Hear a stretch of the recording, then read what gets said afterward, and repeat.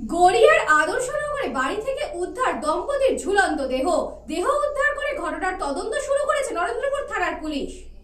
গড়িয়ার আদর্শনগরে বাড়ি থেকে উদ্ধার দম্পতির ঝুলন্ত দেহ উদ্ধার করে ঘটনার তদন্ত শুরু করেছে নরেন্দ্রপুর থানার পুলিশ।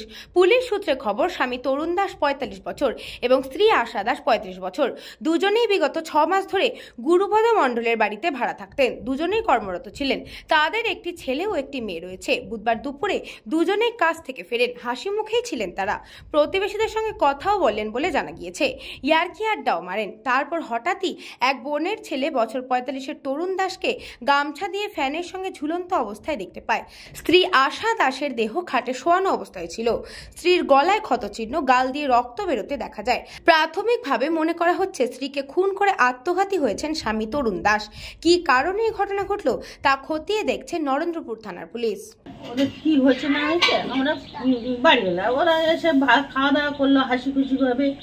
তারপর ছেলের বউটা এই ঘরে চলে এসছেন। এই ঘরে মাসিমা থাকে, ওরা দুই বোনে ভাড়া থাকে আমার বাড়িতে। তারপরে ওরা স্বামী স্ত্রী দুজনে ওই ঘরে ছিল।